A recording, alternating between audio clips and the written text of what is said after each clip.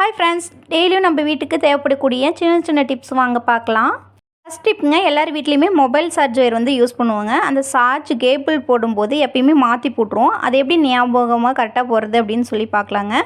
இது மாதிரி நெகபாலிஸ் வந்து எல்லார் வீட்லேயுமே யூஸ் பண்ணுவோம். நெகபாலிஸ் உங்கள் வீட்டில் இல்லைன்னா மார்க்கர் யூஸ் பண்ணுவோம் இல்லைங்களா, அதை வச்சு அந்த கேபிள் மேலேருந்து கீழ்வாக்கில் இப்படி கோடு இழுத்து விட்டுக்கோங்க. இப்படி கோடு இழுத்து விடும்போது கேபிள் கனெக்ட் பண்ணும்போது ரொம்ப ஈஸியாக இருக்குங்க. இந்த டிப் கண்டிப்பாக எல்லாத்துக்குமே ரொம்ப யூஸ்ஃபுல்லாக இருக்கும்னு நினைக்கிறேங்க. அடுத்த டிப் வாங்க பார்க்கலாம். இப்போ வர வெள்ளம் இல்லைங்க, கல்லை வச்சு தட்டும் போது உள்ளே நசுங்கிட்டே போகுதுங்க. நான் இது மாதிரி தட்டி பார்த்தேங்க, வெள்ளம் வந்து ஒடுங்கிட்டே போதே தவிர வெள்ளம் வந்து தனித்தனியாக பீஸாக துண்டு துண்டாக நம்மளுக்கு கிடைக்கிறது இல்லைங்க. பீட்ரூட் கேரட் செய்வோம் இல்லைங்களா, அந்த துருவறதை வச்சு இது மாதிரி வெள்ளத்தை மேலே வச்சு நல்லா துருவி எடுத்துக்கலாங்க. இப்படி துருவி எடுக்கும்போது வெல்லம் வந்து நல்லா தனித்தனியாக நல்லா ஜூஸியாக சீக்கிரம் நம்மளுக்கு வந்து வெல்லம் வந்து துருவி வந்துடுதுங்க. கல்லை வச்சு தட்டும்போது நம்மளுக்கு எந்த அளவுக்கு தட்டினாலும் சரிங்க, உள்ளே நமத்து போகிற மாதிரியே தாங்க போகுது. பாருங்கள், நமக்கு எந்த அளவுக்கு வெல்லம் வேணுமோ அந்த அளவுக்கு துருவி எடுத்துக்கலாங்க. இன்றைக்கி எனக்கு கொஞ்சமாக போதுங்கிறதுனால கொஞ்சமாக மட்டும் துருவி எடுத்துட்டேங்க. அதிகமாக துருவி எடுத்து ஃப்ரிட்ஜில் கூட ஸ்டோர் பண்ணி வச்சுக்கலாங்க. வாங்க அடுத்த டிப் என்னென்னு பார்க்கலாம். இஞ்சி பூண்டு பேஸ்ட் செய்யும்போது எப்பயுமே நம்மளுக்கு கொஞ்சம் நாராக வர மாதிரி இருக்குங்க. அப்படி வராது இருக்கிறதுக்கு ஃபஸ்ட்டு இந்த துருவத்தை வச்சு நல்லா துருவி எடுத்துக்கலாங்க. இஞ்சி நல்லா துருவி எடுத்துக்கலாங்க. இப்படி துருவி எடுக்கும்போது அந்த நாராக வரதெல்லாம் வெளியே நின்றுங்க. வெறும் அந்த ஜூஸியாக அந்த தோல் இருக்கும் இல்லைங்களா, அது மட்டும்தாங்க உள்ளே வந்து இருக்கும்.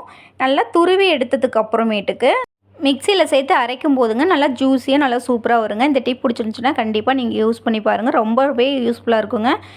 இஞ்சி பூண்டு பேஸ்ட்லாம் வாரத்துக்கு ஒரு டைம் நம்ம வீட்டில் செஞ்சு வச்சுக்கிட்டோம்னா டெய்லி யூஸ்க்கு நம்ம கண்டிப்பாக யூஸ்ஃபுல்லாக இருக்குங்க. பாருங்கள், இஞ்சி வந்து நான் எந்த அளவுக்கு சூப்பராக துருவி எடுத்துட்டேன்னு சொல்லிவிட்டு இது மாதிரி துருவி எடுத்ததுக்கப்புறம் மிக்சியில் போட்டு அரைச்சி பாருங்கள், கொஞ்சம் கூட நார் இல்லாத இருக்குங்க. வாங்க அடுத்த டிப் என்னென்னு சொல்லி பார்க்கலாம். கிச்சனில் எல்லாத்துக்குமே ரொம்ப பிடிக்காத ஒரு வேலை என்னென்னாங்க, இந்த பூண்டெல்லாம் உரிக்கிறது தாங்க. அதை எப்படி ஈஸியாக உரிக்கிறதுன்னு சொல்லிவிட்டு இந்த வீடியோவில் பார்க்கலாங்க. இது மாதிரி சின்ன பூண்டாக இருந்தால் உரிக்கிறதுக்கு கொஞ்சம் கஷ்டமாக இருக்குங்க. அது எப்படி ஈஸியாக உரிக்கிறதுன்னு சொல்லிட்டு பார்க்கலாங்க. இஞ்சி பூண்டு தட்டுற கல்லை வச்சு நல்லா ஒரு தட்டு தட்டினோம்னா இது மாதிரி சின்ன சின்ன துண்டாக வந்துடுங்க. இது மாதிரி இருக்கிறத மேலேயும் இந்த கீழேயும் நல்லா கத்தி வச்சு சீவிடலாங்க. இப்படி சீவி எடுத்துகிட்டு உரிக்கும்போது ஒரே செகண்டில் வந்துடுங்க. நகம் ஒவ்வொருத்தருக்கும் இருக்காதுங்க. எனக்கும் சுத்தமாக நகமே வளர்த்த மாட்டேன், எனக்கு பிடிக்காது நகம் வளர்த்துறது வந்துங்க. அதனால இது மாதிரி கத்தி வச்சுட்டு மேலேயும் கீழே கட் பண்ணிவிட்டு அதுக்கப்புறம் உளிக்கும் போதுங்க சுத்தமாக உளிஞ்சு வந்துடுங்க. எவ்வளோ பூண்டாக இருந்தாலும் சரிங்க, கொஞ்ச நேரத்தில் உளிச்சிடலாம். இந்த மெத்தட் கண்டிப்பாக ரொம்ப யூஸ்ஃபுல்லாக இருக்குங்க. நீங்கள் வேணால் யூஸ் பண்ணி பாருங்கள். எல்லா பூண்டையும் உளிச்சிட்டு கண்டிப்பாக உங்ககிட்ட காட்டுறேங்க. எவ்வளோ ஒரு 10 நிமிஷம் கூட ஆகாதுங்க. எவ்வளோ பூண்டு இருந்தாலும் ஈஸியாக உளிச்சிடலாங்க. ஒரு 2-3 செகண்ட்லேயே ஒரு 2 பூண்டு நான் உளிச்சிருக்கேங்க. வாங்க அடுத்த டிப் என்னென்னு பார்க்கலாம். இது மாதிரி கண்டெய்னர் பாக்ஸில் மல்லிகை செலவெல்லாம் நம்ம ஸ்டோர் பண்ணி வைப்போங்க. ஸ்டோர் பண்ணி வைக்கிறப்ப வண்டெல்லாம் பூந்து சீக்கிரம் வேஸ்ட்டாக போயிடும். அப்படி வேஸ்ட் ஆகாது இருக்கிறதுக்கு ஒரு சூப்பரான டிப் பார்க்கலாங்க. இது மாதிரி வினிகர் வந்து எல்லார் வீட்லேயுமே இப்போ மோஸ்ட்லி யூஸ் பண்ண வந்து ஸ்டார்ட் பண்ணிட்டோம். அப்படி வினிகர் வந்து கொஞ்சமாக கர்ச்சீப்பில் இல்லைன்னா ஒரு சின்ன துணியில் எடுத்துங்க. இப்படி பாக்ஸ்குள்ளார விட்டு ஃபுல்லாக தொடச்சி எடுத்துக்கலாங்க. பாக்ஸை ஃபஸ்ட் சுத்தமாக கழுவுனதுக்கப்புறம் வினிகர் வந்து கொஞ்சமாக தொட்டு ஃபுல்லாக தொடச்சி விட்டதுக்கப்புறம் நம்ம எந்த பொருளாக இருந்தாலும் சரிங்க, அதை ஸ்டோர் பண்ணி வைக்கும்போது வண்டு வந்து பிடிக்கவே பிடிக்காதுங்க. ரொம்ப நாள் வரைக்கும் வண்டு வரவே வராது. இந்த டிப் பிடிச்சிருந்துச்சுன்னா கண்டிப்பாக யூஸ் பண்ணி பாருங்கள். நான் இன்றைக்கி வந்து கொள்ளு தாங்க நான் வந்து கொட்டி வச்சுருக்கேன். எல்லார் வீட்லேயுமே இந்த குட்டி மிக்ஸி ஜார் வந்து அடிக்கடிக்க அரைச்சிங்க. அந்த பல்லு வந்து சீக்கிரம் மழுங்கி போன மாதிரி ஆயிரும். சீக்கிரம் எது போட்டு அரைச்சாலும் சீக்கிரம் மையாதுங்க. அப்படி ஆகிறப்ப கொஞ்சமாக கல்லுப்பு சேர்த்தி நல்லா சுத்த விட்டுக்கலாங்க. நல்லா சுத்த விட்டதுக்கப்புறம் இந்த கல்லுப்பை வந்து நம்ம வேஸ்ட் பண்ண வேணாம், சமையலுக்கு வந்து யூஸ் பண்ணிக்கலாங்க. அதை வேறு ஒரு கண்டெய்னரில் மாற்றிட்டு அந்த கொஞ்சமாக அந்த சைடில் மிக்ஸி ஜாரில் ஒட்டிகிட்டு இருக்குங்களா, அதை வச்சு ஒரு சூப்பரான டிப்ஸ் ஒன்று பார்க்கலாங்க. கல்லுப்பை சேர்த்து அரைச்சதுக்கப்புறம் மிக்ஸி ஜாரோட பல்லு நல்லா ஷார்ப்பாயிருங்க. இந்த டிப் பிடிச்சிருந்துச்சுன்னா கண்டிப்பாக யூஸ் பண்ணி பாருங்கள். நெக்ஸ்ட் டிப் என்னென்னாங்க, இஞ்சி பூண்டு பேஸ்ட் அரைச்சி நம்ம ஸ்டோர் பண்ணும்போதுங்க 1 வீக்லேயே கலர் லைட்டாக சேஞ்ச் ஆன மாதிரி ஆயிரும். அப்படி இல்லை அப்படின்னா ஒரு மாதிரி வாசடித்த மாதிரி ஆயிருங்க. அப்படி ஆகாது இருக்கிறதுக்கு இஞ்சி பூண்டு பேஸ்ட் அரைக்கும் போது அது கூட கொஞ்சமாக உப்பு சேர்த்து அரைச்சி பாருங்கள். எவ்வளோ நாள் ஆனாலும் சரிங்க, இஞ்சி பூண்டு பேஸ்ட்டோட கலர் வந்து மாறவே மாறாது, கெட்டும் போகாதுங்க. ரொம்ப நாள் வரைக்கும் அப்படியே ஃப்ரெஷ்ஷாகவே இருக்கும். இந்த டிப் பிடிச்சிருந்துச்சுன்னா கண்டிப்பாக யூஸ் பண்ணி பாருங்கள். ஃபஸ்ட்டு நம்ம துருவி அதுக்கப்புறமேட்டுக்கு இஞ்சி பூண்டு பேஸ்ட் அரைக்கும் போது பாருங்கள் எந்த அளவுக்கு நல்லா சாஃப்டாக இருக்குதுன்னு சொல்லிட்டு ஒரு சின்ன நார் கூட இல்லைங்க. நல்லா சூப்பராக இஞ்சி பூண்டு பேஸ்ட் வந்து அரைச்சாச்சுங்க. அடுத்த டிப் என்னன்னு சொல்லி பார்க்கலாங்க. எல்லார் வீட்லேயுமே தேங்காய் வந்து கொஞ்சம் கம்மி விலையாக இருந்தால் நிறையா தேங்காய் வந்து வாங்கி வச்சுருப்பாங்க. அப்படி வாங்கி வைக்கும்போது சீக்கிரம் வந்து அழுகி போயிடும். அப்படி அழுகாது இருக்கிறதுக்கு ஒரு சூப்பரான டிப்ஸ் என்னென்னு பார்க்கலாங்க. தேங்காயை எப்பயுமே இது மாதிரி நேராக நிறுத்தி வைங்க.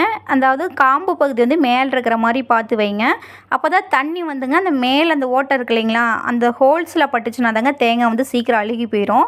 இப்படி நேராக நிறுத்தி வைக்கும்போது தேங்காய் வந்து எவ்வளோ நாளானாலும் அழுவாதுங்க. பொரியல் செய்கிறப்பங்க நம்ம தேங்காய் வந்து திருவி போடுவோம் இல்லைங்களா, அப்படி திருவி போடுறதுக்கு தேங்காய் உடைக்கும் போது எப்பயுமே கோணையாக உடஞ்சிருங்க. அப்படி கோணையாக உடஞ்சிருச்சுன்னா நம்மளுக்கு வந்து திருவறதுக்கு வந்து நல்லா இருக்காதுங்க. தேங்காயில் வந்து அந்த கோடாக இருக்கும் இல்லைங்களா, அந்த கோட்டு மேலே வச்சு நம்ம இஞ்சி பூண்டு தட்டுற கல்லில் வச்சுங்க ஒரே தட்டுனா போதுங்க. தேங்காய் வந்து கரெக்டாக நல்லா சேஃபாக உடஞ்சிருங்க. இது மாதிரி நீங்களும் ட்ரை பண்ணி பாருங்கள். தேங்காய் வந்து திருவறதுக்கு நல்லா சூப்பராக உடஞ்சிங்க.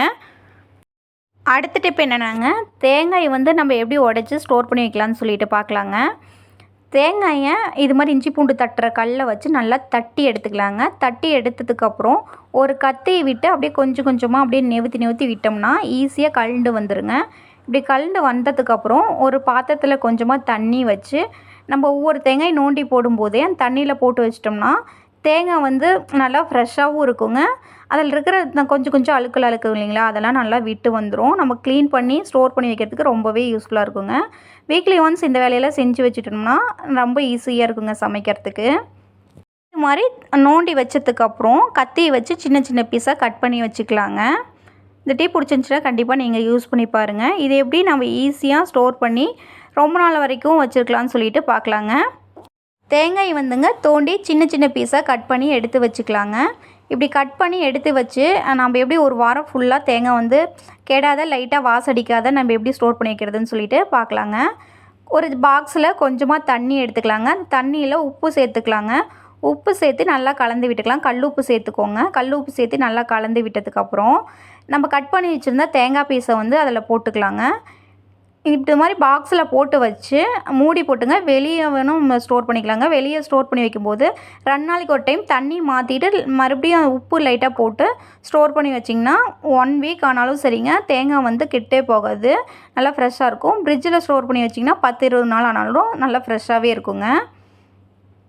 அடுத்த டிப் என்னன்னு சொல்லிட்டு பார்க்கலாங்க. திராட்சையை வாங்கும்போது அதில் வெள்ளையாக இருக்கும் இல்லைங்களா, அதை பார்த்தோம்னாவே நம்மளுக்கு ஏதோ மருந்து அதிகமாக போட்டிருக்காங்கன்னு சொல்லிட்டு ஒரு ஃபீல் வருங்க. அது வந்து மருந்து இல்லைங்க, திராட்சையோட நேச்சரே அப்படி தாங்க இருக்கும். திராட்சை எப்படி ஈஸியாக க்ளீன் பண்ணுறதுன்னு சொல்லிட்டு பார்க்கலாங்க. ஒரு பாத்திரத்தில் கொஞ்சமாக தண்ணி சேர்த்துங்க. அதில் கல் உப்பு சேர்த்து நல்லா கரைச்சி விட்டதுக்கப்புறம் திராட்சையை போட்டு நல்லா அலசி எடுத்துக்கலாங்க.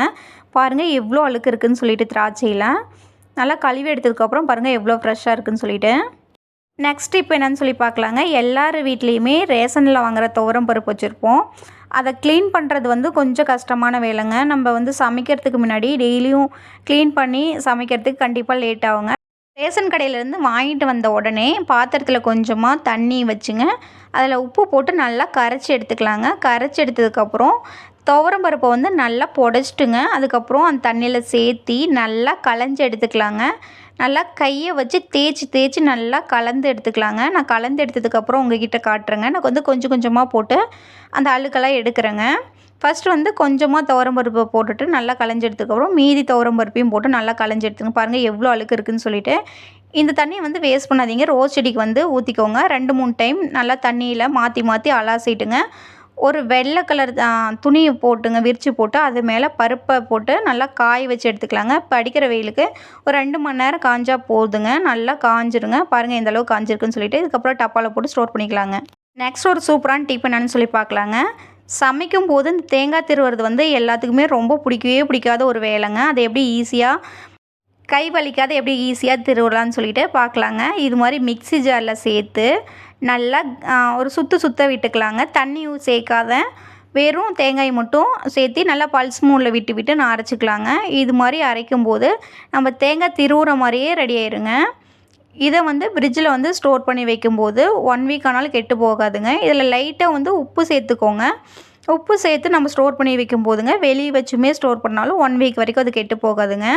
இந்த டிப் கண்டிப்பாக உங்களுக்கு யூஸ்ஃபுல்லாக இருக்குங்க. வாரத்துக்கு ஒரு டைம் நம்ம இது மாதிரி செஞ்சு வச்சுக்கிட்டோம்னா அந்த வாரம் ஃபுல்லாக ரிலாக்ஸாக சமைக்கலாங்க. காலையில் வந்து வேலை வந்து சீக்கிரம் முடிஞ்சிருங்க. இது மாதிரி செஞ்சு முடித்ததுக்கப்புறம் ஒரு பாக்ஸில் நல்லா ஏர் டைட்டான பாக்ஸில் போட்டு ஃப்ரிட்ஜில் ஸ்டோர் பண்ணி வச்சுக்கோங்க.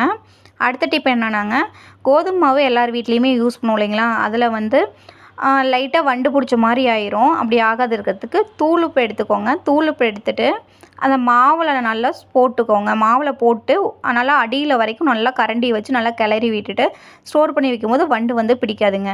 ஓகே, பாய்ங்க.